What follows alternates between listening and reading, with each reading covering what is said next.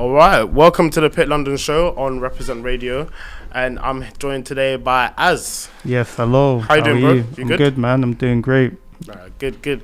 Now, we've been talking about you coming on the show, so I just wanted to let listeners know a bit about yourself. My name's Az. I go by Az Harsh Reality Gnosis for a lot of yous that know. But basically, I'm just a guy that went viral on Twitter, really. And I've just been like hosting my own rooms, my own Twitter spaces on there, and I've just like really like been giving out my just my opinions on certain things and certain topics. I've spoken on a lot of controversial topics. I think that's what's really got me out there as well. I've also spoken on football, grime, music, but a lot of the time, like when you see me on the blogs and that, it's about a lot of the controversial stuff that I talk about. I think that's what a lot of people know me for. Yeah. So how did you, like, when you first jumped on Twitter, what was it about? Just you just like talking, we talking about football and stuff, or music? I'll be honest, when I first came on Twitter, like, I think I created a Twitter account, when I was 16, 15? And I wasn't really a Twitter guy. So I remember one day I just came home from work and I must have just dashed my phone on my couch, and then I got a notification about like a Twitter space or whatever. I had about 80 followers because I wasn't really active on I had about 80 followers. Mad. So I had a lot of like my old school friends and my friends that I'm still with now that, they were following me because I only used Twitter for like football. Yeah. And then I've gone in the space and they're talking about non-league football. Obviously, I do what I do and I've given my opinion in it and it's gone left. That space ended up going viral. And then I ended up getting kicked out of that space. I started my own. And then I remember like just looking in the room and there's like 4,000, 5,000 people in there. Yeah. And I was like, what the hell? Like, I see Chunks in there, Declan Rice, like bare Premier League players, bare like celebrities in there. I'm thinking, how the hell did this happen?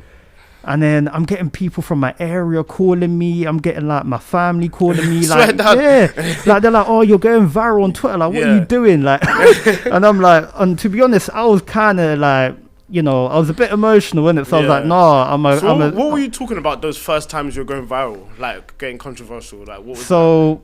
It was mainly just about non-league football, really. Yeah. Because a lot of the players on there, they was just like complaining, saying that they're not getting treated well. They don't get a lot of game time. They're not getting paid well, and they just don't like the way that they're getting treated in non-league. Yeah. And like the reason why I think I went viral is because of how blunt I was, and I wasn't really beating around the bush. I just told them straight, like, you're playing a non-league, like, what do you expect? You know what I mean? Like, you're playing in a league that is called non-league. A lot of these clubs, they're struggling with money anyways. So for a lot of years to come and cry on Twitter about something that really isn't going to be resolved, you should have a look at yourself. Why are you in this position rather than blaming your clubs and your coaches? And that just rattling mad. Yeah, so a lot of people, they didn't take it well. Yeah. And I had backlash from all over the gaff. Yeah. I see football, Twitter is like its own thing. Like that is itself is big and stuff. Yeah. So how did you manage to migrate over music and then onto like grime Twitter? So, no, this is a funny one. So I remember one day, so obviously I've now kind of got a name now on Twitter. So I remember one of my guys called me and he goes, Wiley is on Twitter and he's got a Twitter space. And I'm like, what? And they're like, yeah, Wiley's on Twitter. Like, join it now and talk. Like, I'm pretty sure they'll know who you are. And I'm like, okay, cool. So I've gone in there and they're talking about like music and the black community and all of that. And I'm like, okay, cool. So I've gone on the stage and then I'm just talking to Wiley. I think some people on the stage, they kind of realized who I was. And then I asked Wiley, you know what, Wiley, like, I'm doing a space later on. Do you want to be like my special guest? And he goes, you know what? Yeah, I'll come on there. Right, he Innit? must have been gassed like, right, he's actually... I was over the moon. I was excited. I was like, right, I just spoke to Wiley. Yeah. Like, I grew up listening to this guy. Yeah. So obviously I knew his whole situation already. And the main reason why I wanted him on my platform is because I wanted to talk to him about, what he was going through when that whole thing was going on with him and, his manager and the things he was tweeting and saying. Yeah. And then I got a phone call and someone said, basically, there's a certain artist that wants to talk to you. I don't know if I could say his name. Well, okay, you don't have to if you don't want to, but yeah, what? I don't know if I can say his name, but it's a controversial artist, isn't it? Obviously, shouts to him. Yeah. But obviously, he wanted to talk to me, innit? So I spoke to him on the phone, and you know what? He just wanted to come on a platform, innit, and talk. And I was like, okay, you know what? Cool. So then my whole angle was, okay, both of these guys are kind of going through stuff at the moment, and they've kind of been pushed to the side. So I'm just going to make this, like, the whole topic is going to be about, like, what it's like when you're going through all of that, like, when everything's, like, when stuff is being said about you in the media and stuff, like, how do you feel? So did you, like, have, like, set questions and stuff? Literally, I literally then just, I think I had maybe 3 hours left before I'd done that space. I literally just went and I thought of questions, I'd done my research a bit as well. And yeah, man, I done the space while he was in Dubai as well. He didn't turn up. He was asleep. The other artist did. That's what obviously went, that whole space was about 5 hours long. Yeah. So I want to ask you about this thing because it's like, obviously, we're on radio right now. Yeah. And obviously, you call yourself AZZ. What is it about spaces that you think, like, is really gravitating towards people? So with spaces, because obviously with lockdown, people was bored. So people was at home all day, not really much to do, and they wanted some sort of escape because a lot of people, they're staying with, a lot of people in their houses as well. So I know Clubhouse, that really became prominent during lockdown. Yeah.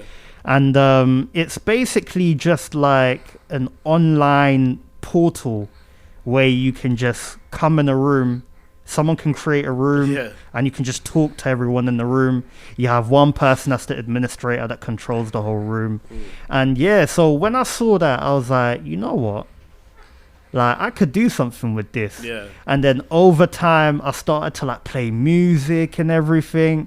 And then that's when people started to tell me, like, listening to you is like listening to a radio station. Yeah. Like, it's actually a proper, like, experience in that. Yeah. So then that's when I got the inspiration of, let me call it AZZ. And then ever since then, I've just been running with that. But it's kind of like a radio-inspired space, isn't it? Yeah. So with it now, do you have like a formula with it? Is it like you come in and you get this, or is it just like still kind of like you just sort of freeball it when you?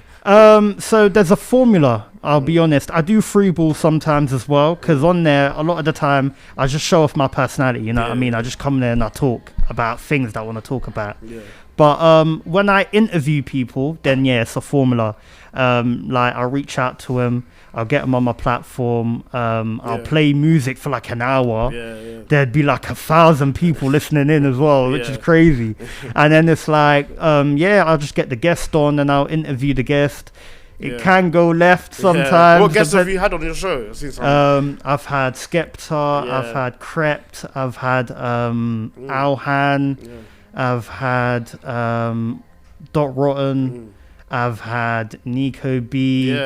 I've had, I think there's a lot bigger artists. I've had Jammer. I've had Wiley. Who else have I had? I've had a lot bigger, but they're not coming to my head because of the amount of people I've spoken to. Probably. So what do you think is about like the grime scene that just do you think that it's something you've helped add to it? Yeah. Basically, and I'ma just say it with chest. Yeah. What's your view on grime? You see grime, like grime, and if you guys see this, no pun intended, but I'ma just say it, like, you guys should be thanking me, innit? Yeah. No, like, they should. They really should. Like, I made grime alive. Like, throughout the whole of last year, no one was talking about grime. Yeah? Like, my opinion on grime is, like, grime, I grew up on grime. I'm a fan of grime, innit? Okay, yeah. But I'm not going to sit here and lie to you. Grime is dead. It's not really relevant in today's day. It's turned into a niche genre. Yeah. Don't get me wrong. Grime was part of the foundations of what we're in right now, the scene today. But, like, I'm not going to walk down the road and the average guy is listening to grime or talking about a grime MC or going to a grime set. They're not talking about that, you know what I mean? Yeah. So, like, respectfully, grime is not really alive like that. Yeah. And that was my whole point. Yeah. But people took that and they thought I'm trying to get rid of grime. Yeah. Like, I'm trying to kill grime and I'm trying to, like, shit on grime, and I'm not doing any of that. I'm just saying it's not really prominent or relevant. It's turned into, like, an underground niche genre. Yeah. You know what I mean? And that is just my take on grime. Yeah. So how did it get to you sitting down with Skepta? So one day, I remember Skepta came on the Twitter space. I ended up going on that Twitter space and I ended up interviewing him for, I think, maybe an hour. I'm a day one fan of Skepta, you know what I mean? Like, I'm one of his biggest fans, innit? So just me even interviewing and talking to him was crazy, innit? And then obviously he kind of took notice, and the thing is, because the grime community is quite small and everyone knows everyone, I think people kind of told him who I was and what I do. Yeah. And then 2 weeks later, I'd done a space, right? And I think there was about 3,000-4,000 people listening in. At like 2 a.m, he comes in the chat. Yeah. So I'm talking to myself in front of like 4,000 people. This guy requests to join the space. I'm like, hold on. People are tweeting me like, oh, Skepta's in the chat. Yeah. But when I'm live, I never look at the tweets. Cause that will put me off. So I don't even look. Because that's one thing that confuses me. Like, you've got 4,000 people, everyone's talking to you. It's like, how do you even organize who to get back to? And I do it after. Yeah, that makes sense. Or like, if I interview someone, if they're giving me an answer, sometimes I'll just look at the tweets or my DMs. But a lot of the time, I don't look at the hashtag because they might be slating me, which they probably are. But yeah, man, a lot of the time, I don't really look. But then I remember, like, that night, my notifications was just popping. Then I looked and it was him, and he requested. And then obviously he came on the stage and he was like, you know what, obviously the first time I heard you, I didn't really know much about you, but past 2 weeks, your name has been, ringing bells non-stop. People have been talking about you to me. And he was like, he just, like, he's a fan of what I do and that, innit? And he DM'd me one day saying I should come to his office randomly. When I saw that DM, I went berserk, fam. I called my friends. I was like, yo, Skepta just DM'd me. He wants me to come to his office. And I've been there a couple of times. Nice. Obviously, we've spoken. And there's stuff there that's going on. I can't even talk too much about that right now. Yeah, that's exclusive. I think someone's leaked that info out there already. But did he give you, man, like, a lot of like wise words of wisdom and stuff? Yeah, man. He basically just told me, obviously, because I'm gonna be honest, this whole thing that's happened, I never really aspired for any of this to happen. It's not like I want to be a personality or radio. No, like, you know what I mean? Like, this has just happened and I'm running with it, you know what I mean? But he gave me advice, like, you know what, like, I've given people advice, just listen, innit? And you'll get to where you'll get to. There's a lot of guys that, they've got the ability to do it, but they don't listen. That's why they're still where they're at. And that's why people like me are, I'm where I'm at. So, yeah, man, shout out to Skepta every single time, man. Yeah. So, what do you want to achieve now? Then you've been in it for a bit, and you got your brands out there. People know who you are. So right about now, I'm just trying to build my own platform, my own personal platform. and then I'll just see where that goes. I'm trying to get merch out there as well. Okay. So yeah, that's gonna be funny. But yeah, I'm trying to get merch out, but I'm just trying to build my own personal platform, and I'm trying to move away from Twitter Spaces now. Yeah. Because the advice that I have got is, you've used Twitter to like get yourself out there. People know who you are now. Now you need to elevate and really like move on to the next level, and that's what I'm trying to do now. Nice. Well, yeah. What is there anything that you want to tell people who want to like start their own spaces and stuff? What advice on building their own platform? Like 4,000. Like I look through these numbers that like regularly on your thing. And these are thousands of people. Like brands pay big money for these kind of numbers. And I stuff, know. and the thing is, right? Like because my spaces are recorded. When I first started, my spaces they would last for like 30 days. They would reach to like hundreds of K views. I'm thinking like, what the hell? Like, these are like YouTube numbers. Yeah. So I'm thinking like, damn, if I'm doing this on Twitter, not like, imagine if I move on to like YouTube, like where everyone's got access to that, what I could do. So right about now, in terms of Twitter Spaces, you use it to your best ability. It's there. You can use it for work. A lot of people are on there. So yeah, but right about now, I'm just trying to move on to like building my YouTube and So obviously you've come here. You got the mask on. Are you gonna take the mask off anytime? Yep, I will be taking it off. So that's all part of the storyline. Okay. This is all a storyline, isn't it? So like obviously for content as well. So like when we look back, it's all gonna be a storyline of when I reveal myself and everything. So yeah, there's been some pictures leaked of me. Is it me? We'll never know. We'll never know. To see, like, no, we'll never know. Cause people think I'm a troll. People think I don't exist. I'm not real. It is what it is, isn't it? People that know me, they know me. You know what I mean? But if that's me, we'll never know. In due time, you'll see if it's me or not. Yeah. But yeah, man, I will be revealing myself soon. All right, sick. Well, on that note, thanks for coming down. I appreciate what you've done for the scene. Like, and it's good for artists to hear from the fans as well. And I think you've definitely helped create that. So yeah, thank you for coming down, bro. And I'm looking forward to seeing the journey. Yeah. Thanks a lot, bro. Yeah, cheers, man.